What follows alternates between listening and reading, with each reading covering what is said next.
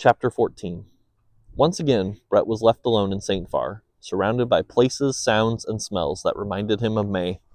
He returned to WellsCo the following day and opened the shop like normal. He swept up, he took inventory, he helped customers, he tried his best to go back to the life he had found after the first time May left. It was impossible. The first time she left, he was able to blame something outside of himself. Of course she was going to go to college. He knew that before she had ever applied. He just happened to know her at the wrong time. The second time she left, he thought it was his fault.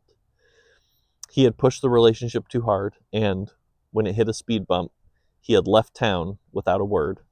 Now he was once again alone, tending his small shop, surrounded by cans of corn and dry pinto beans. 2 years passed, and Brett struggled to pull himself out of the pit. Some days were better than others. On particularly busy days, he was able to make it most of the day without having a single thought of May enter his fragile mind. But then he'd go to lunch, or Dale would come by the store, or he would see Hannah's parents from across the square. It didn't matter how small the connection was or how many hoops his brain needed to jump through to get to the final point. May was somehow sewn into all of St. Farr. 2 years earlier, she had taken a plane to Paris, just because she needed to see more. Now, May was back in St. Farr.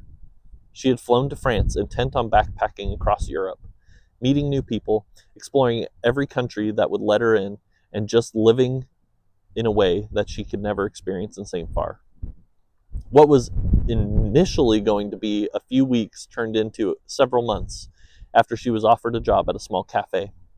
May liked to wander, but she always craved stability. It was the accountant in her. While delivering tiny cups of espresso to one particular table, she struck up a conversation with a business owner. The casual chat turned into a job interview, which turned into a full-time position. Before she knew it, May was working alongside a team of accountants to reduce the tax burden of a mid-sized grocery supplier. 18 months of staring at spreadsheets and presenting in broken French was more than enough for her.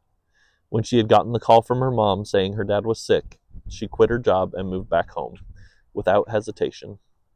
She knew Brett was still in town, running WellsCo, as he had for years.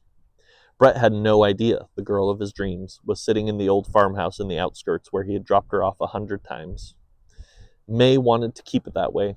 She was aware that her choices had caused more than a little heartache. Still, she could never forgive herself if she didn't know for certain if things were over. One afternoon, May approached Brett's family home, knowing full well that he was out managing WellsCo. She walked up the wooden steps and knocked on the familiar door. Brett's mom answered, shocked to see May. May! Hi! Hi, Mrs. Manning. A small pause. Brett's not home. I know, I actually came to see you. Brett's mom looked at May with a mix of pity and anger. May, I don't think this is a good idea. Brett wouldn't like it. I won't be long. May tried to quickly sell the conversation before the door closed. I just want to know if Brett would like to see me.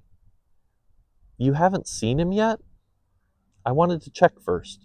Would he even want to see me? May, Brett's mom started. You hurt Brett more than anyone could. Then you did it again.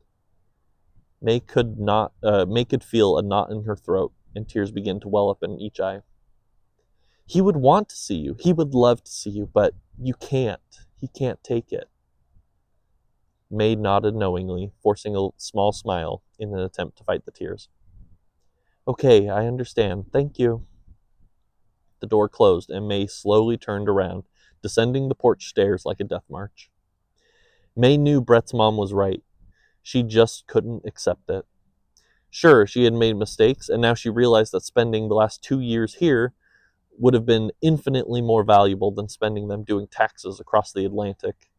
Brett was the only person she'd ever met who she never wanted to leave. Yet somehow she'd done it twice. She was conflicted about everything, her decisions, her relationship, his mom's guidance.